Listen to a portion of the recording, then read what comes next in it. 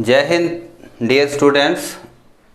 आज का हमारा टेंस है पास्ट परफेक्ट कंटिन्यूस टेंस, यानी पूर्ण जारी भूतकाल।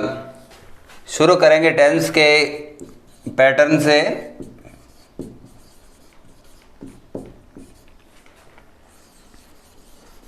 Subject plus had plus been, first form of the main verb plus ING, object other words, अंत में सिंस फॉर प्लस टाइम। केवल एक ही हेल्पिंग वर्ब है इसमें, हैड, जो कि सिंगुलर और प्लूरल दोनों ही सब्जेक्ट के साथ आएगी। उसके साथ बीन लगाना है, मैन वर्ब की फर्स्ट फॉर्म और आईएनजी, और वर्ब अगर ट्रांजिटिव है तो उसके बाद हम लिखेंगे object.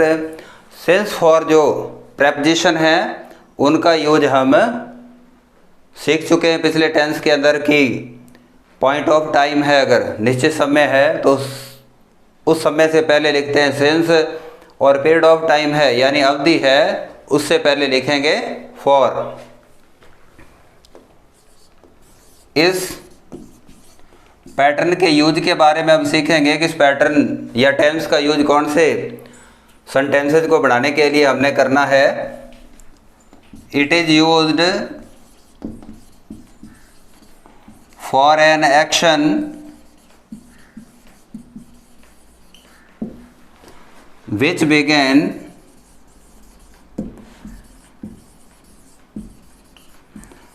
at some time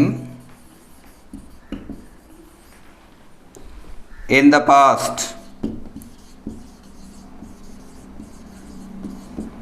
and was in progress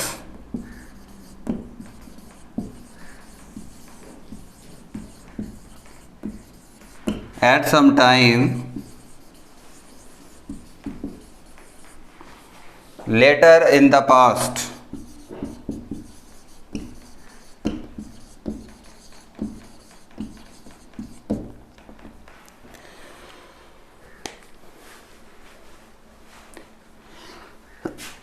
इसका यूज करेंगे ऐसे एक्शंस को बताने के लिए जो कि कब शुरू हुए थे, at some time in the past, जो कि पास्ट में शुरू हुए भूतकाल में, एंड वॉज इन प्रोग्रेस, और बाद में भी वो कार्य क्या थे, जारी थे, at some time later in the past, past के अंदर बाद का जो समय बताया होगा उसके अंदर कार्य जारी थे। एग्जाम्पल से बेहतर तरीके से हम इसको समझ सकेंगे।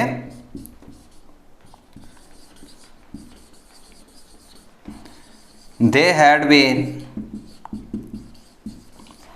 Living in Delhi, they had been living in Delhi for 10 years। इसका मतलब क्या हुआ कि वे 10 सालों से दिल्ली में रह रहे थे। Action which began at some time in the past, यानी उन्होंने रहने का जो कार्य था वो कब शुरू किया था, 10 साल पहले शुरू किया था उन्होंने। बाद में क्या लिखा हुआ, was in progress at some time later in the past. Later in the past मतलब 10 सालों के बाद। 10 साल तो उन्होंने कंप्लीट कर लिए, इसलिए इस टेंस का नाम परफेक्ट भी है, 10 साल पूर्ण कर लिए। अभी उन्होंने दिल्ली में रहना बंद नहीं किया, छोड़ा नहीं है, इसलिए इसको क्या बोलते हैं, कंटिन्यूअस भी बोलते हैं, यानी दिल्ली के अंदर रहने का कार्य अभी उनका क्या है, जारी था। They had been living in Delhi for 10 years। Period of time है 10 सालों की अवधि है, इसलिए पीरियड ऑफ टाइम से पहले क्या लगाया हमने, फॉर लगाया, और पॉइंट ऑफ टाइम होता निश्चित समय तो उसके लिए प्रेपोजिशन लगती है सिंस। 3 नंबर पे हम सीखते हैं सेंटेंस। जैसा कि पिछले टेंस में हमने सीखा कि हेल्पिंग वर्ब थी हैज और हैव, तो उसके स्थान पे इसमें हेल्पिंग वर्ब है हैड।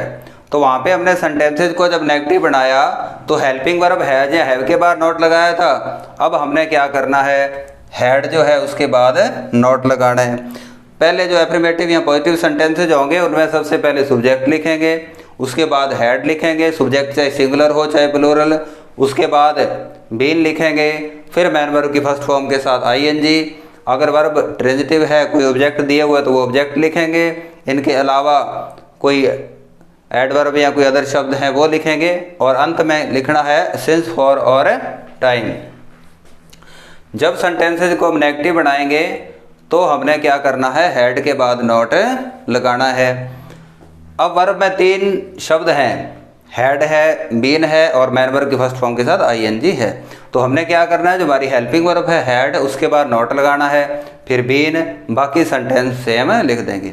और जब सेंटेंस को बनाएंगे इंटेरोगेटिव तो हेड हेल्पिंग वर्ब शुरू में आएगा, उसके बाद सब्जेक्ट, उसके बाद बीन, फिर फर्स्ट फॉर्म और ऑब्जेक्ट। इसी प्रकार से नेगेटिव इंटेरोगेटिव सेंटेंसेज में जो इंटेरोगेटिव सेंटेंस होगा उसमें हेड होगा, सब्जेक्ट, और सब्जेक्ट के बाद हमने क्या लिखना है, नॉट लिखना है, फिर been, first form ING, object, फिर लास्ट में सिंस, फॉर और टाइम। फोर्थ पॉइंट जो कि एग्जाम के पॉइंट ऑफ व्यू से इम्पॉर्टेंट है वो है आइडेंटिफिकेशन, कि एग्जाम में इंग्लिश में जो सेंटेंसेज आएंगे उनमें हमें कैसे पता चलेगा कि ये पास्ट परफेक्ट कंटिन्यूस के सेंटेंस हैं और हमने उसमें correct form of the verb किस प्रकार से भरनी है। आइडेंटिफिकेशन यानी पहचान। डायरेक्ट सेंटेंसेज आने के चांसेस तो बहुत कम होते हैं, लेकिन एक पहचान तो जो कि पिछले टेंस में भी हमने सीखी थी कि परफेक्ट कंटिन्यूस की पहचान ये है कि इनमें कोई सिंस, फॉर या ऑल होगा। इन तीनों में से कोई एक वर्ड, सिंस या फॉर या ऑल। और क्या होगा, प्लस में टाइम दिया होगा, इनके प्लस में दिया होगा टाइम। ये पहचान तो प्रेजेंट परफेक्ट कंटिन्यूस टेंस में भी हमने सीखी थी कि सिंस, फॉर या ऑल होगा और उनके बाद दिया होगा टाइम। अगर sentence past perfect continuous tense का होगा तो उसमें ये पहचान तो होगी, और इसके साथ साथ क्या होगा, पास्ट टेंस की भी कोई न कोई पहचान होगी। यानी इनके साथ साथ सेंटेंस में कोई ऐसा शब्द या क्लॉज कोई दिया होगा जिससे हमें पता चल जाएगा कि ये पास्ट टेंस है। पास्ट टेंस का हमें पता कैसे चलेगा, ध्यान रखना है। और भी कुछ सेंटेंसेज होते हैं जब हम पैसिव वॉइस में चेंज करेंगे तब भी हमारे काम आएगी ये बात। रिपोर्टेड स्पीच सीखेंगे तब भी ये इंपॉर्टेंट होगी बात, तो ध्यान रखना है। पास्ट टेंस का हमें पता चलेगा या तो सेंटेंस के अंदर क्या दिया होगा, मैन वर्ब की सेकंड फॉर्म किसी क्लॉज में दी हुई है तो हमें समझ जाना है कि वो पास्ट टेंस है। तो पहली पहचान क्या है, मैन वर्ब की सेकंड फॉर्म। या उसके अंदर क्या हो सकता है, किसी सेंटेंस के अंदर अगर कोई वॉज वर्ब दिया हुआ है तो वो पास्ट टेंस है। और तीसरी महत्वपूर्ण चीज़ है हेड। तो इन 3 चीज़ों का ध्यान रखना है हमें। मैन वर्ब की सेकंड फॉर्म दे रखी है, या वॉज वर्ब के साथ वॉज वर्ब दिया हुआ है, या हेड दिया हुआ है, तो इसका मतलब क्या हुआ कि टेंस कौन सा है, पास्ट टेंस है। अगर एग्जाम में कोई ऐसा क्वेश्चन आता है जिसमें हमने हैड, बीन और फर्स्ट फॉर्म के साथ आईएनजी आंसर लिखना है, यानी पास्ट परफेक्ट कंटिन्यूस टेंस का सेंटेंस है, तो उसमें पहचान के लिए ये दोनों ही चीज़ें दी होंगी। पहली तो परफेक्ट कंटिन्यूस की पहचान यानी सिंस, फॉर और टाइम भी होगा, उसके साथ साथ उसमें कोई ऐसा शब्द भी दिया होगा जिससे हमें पास्ट टेंस का भी पता चलेगा। वो सेकंड फॉर्म हो सकती है मैन वर्ब की, वो वॉज या वर हो सकता है, या वो क्या हो सकता है, हैड हो सकता है।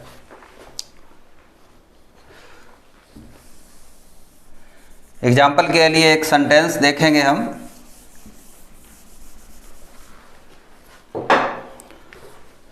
जैसे एक सेंटेंस ये है,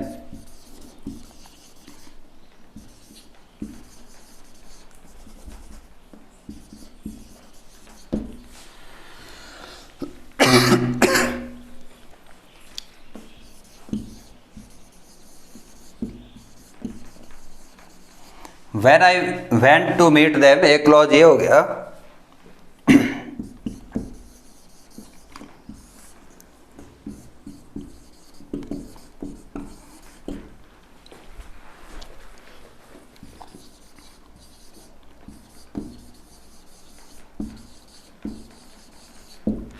when I went to meet them, जब मैं उनसे मिलने गया, they blank space cricket for 3 hours. तो इसमें हम देखेंगे सिंस फॉर प्रेपोजिशन दी हुई है फॉर, और उसके बाद क्या दिया हुआ है प्लस में, ये जो 3 आवर्स है ये क्या है, टाइम है। तो दोनों चीज़ें मिल गई हमें। तो हमें ये नहीं करना कि सिंस फॉर और टाइम दिया हुआ है तो हमने हैज हैव और बीन और मैन वर्ब के फर्स्ट फॉर्म के साथ लगाना आईएनजी, ऐसा नहीं करना। क्योंकि किसी भी सेंटेंस में अगर कोई उस सेंटेंस से पहले कोई और पार्ट दिया हुआ है उसके साथ में, तो उसको भी हमने काउंट करना है, वो भी इम्पोर्टेंट होता है, उसकी तरफ भी ध्यान देना है। चाहे वो डायरेक्ट इनडायरेक्ट है या मॉडल भरते हैं, उसमें भी ये चीज़ काफ़ी वैल्यूएबल है कि कोई भी सेंटेंस है उससे जिसमें अपने ब्लैंक स्पेस भरना है, उसके साथ में अगर कोई दूसरा क्लॉज दिया हुआ है तो वो क्लॉज भी क्या होता है, बहुत ही महत्वपूर्ण होता है, हमने उसको भी देखना होता है।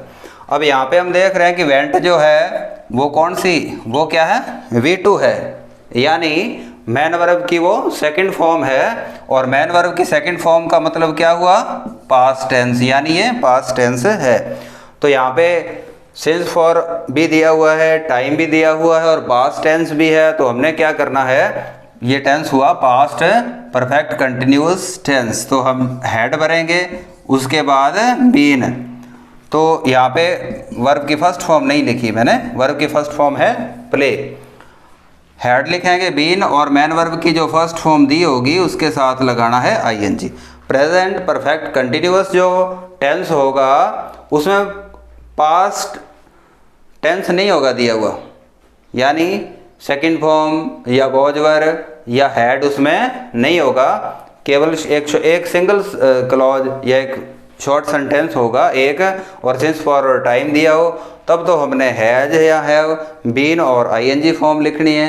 लेकिन पास्ट को डिनोट करने वाले, पास्ट को बताने वाले शब्द अगर दिए हुए हैं सेकंड फॉर्म वॉज वर या हैड, तब हमने क्या करना है, सिंस फॉर और टाइम भी दिया उसको देख के हैड लिखना है, फिर बीन और मैन वर्ब की फर्स्ट फॉर्म जो ब्रैकेट में दी हुई है उसके साथ लगाना है आईएनजी।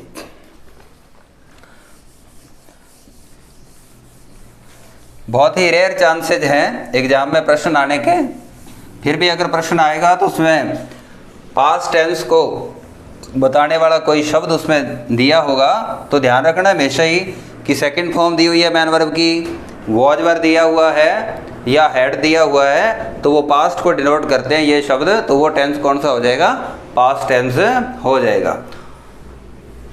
थोड़ा सा डिस्कशन और कर लें, आज टेंस हमारा छोटा ही है इसलिए हमने ये समझना है कि आंसर जो होगा हमारा एग्जाम में लिखेंगे, वो आंसर हमारा एक शब्द में भी हो सकता है, 2 शब्दों में भी हो सकता है, 3 शब्दों में भी और 4 शब्दों में भी। हमें भरनी होगी correct form of the verb, verb भरनी होगी, तो हमारा आंसर कम से कम 1 शब्द में और ज़्यादा से ज़्यादा कितने शब्दों में होगा, 4 शब्दों में होगा। सब्जेक्ट है, इसके बाद वर्ब आएगी, और वर्ब के बाद क्या आएगा, वो वर्ब के ऊपर निर्भर करता है वर्ब कैसी है। वर्ब के बाद कोई भी ऑब्जेक्ट है वो आ सकता है, एडवर्ब आ सकती है, एडजेक्टिव आ सकता है, कोई प्रेपोजिशन आ सकती है, एटसेट्रा, कोई और शब्द भी आ सकता है। लेकिन हमने तो यहाँ पे इस चीज़ को समझना है कि किसी भी सेंटेंस के अंदर अगर वर्ब एक ही शब्द में है, यानी केवल एक ही वर्ब है, तो हमें समझना है कि वो एक ही शब्द में जो वर्ब लिखी हुई है ना, वो हमेशा मैन वर्ब ही है। एक ही शब्द में अगर वर्ब लिखी हुई है तो वो वर्ब किस टाइप की वर्ब है, मैन वर्ब है वो।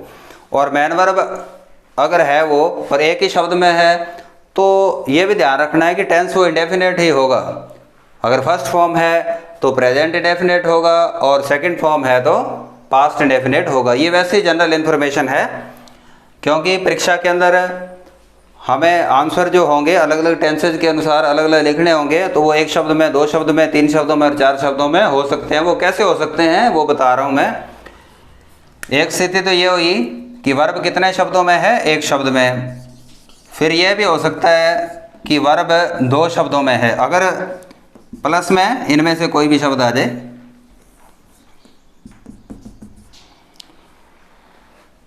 ये दो ब्लैंक स्पेस हैं वर्ब के लिए भी। वर्ब कितने शब्दों में है? 2 शब्दों में है।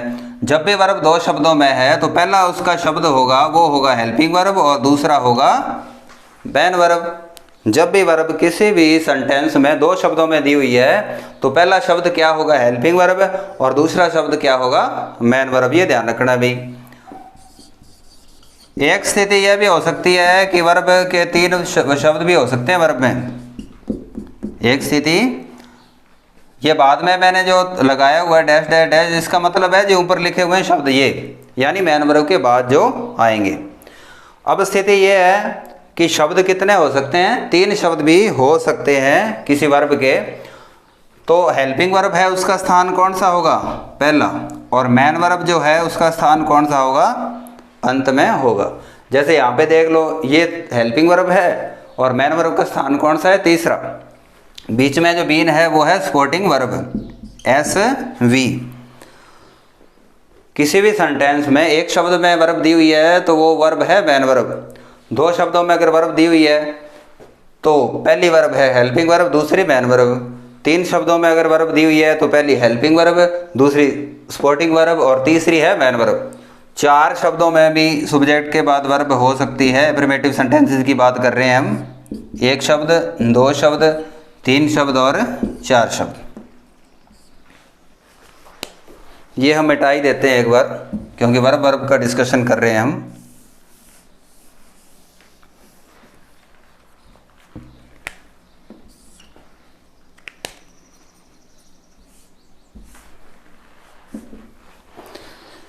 एक शब्द में है तो मैन वर्ब, 2 शब्दों में है तो एक पहला शब्द हेल्पिंग वर्ब, दूसरा मैन वर्ब, 3 शब्दों में है तो फर्स्ट हेल्पिंग वर्ब है और लास्ट जो होगा वो मैन वर्ब और बीच में सपोर्टिंग वर्ब।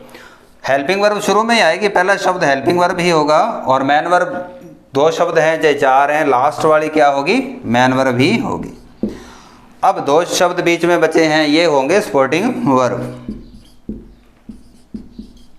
किसी एक सेंटेंस में वर्ब की संख्या जो है एक शब्द में हो सकती है वो वर्ब, तब वो मैन वर्ब है। अगर 2 शब्द हैं वर्ब के तो पहली हेल्पिंग वर्ब होगी और दूसरी मैन वर्ब होगी। 3 शब्द हैं तो पहली हेल्पिंग वर्ब, दूसरी सपोर्टिंग वर्ब और तीसरी मैन वर्ब। 4 शब्द हैं तो एक हेल्पिंग वर्ब पहली, फिर 2 सपोर्टिंग वर्ब होंगी और अंतिम जो होगी वो होगी मैन वर्ब।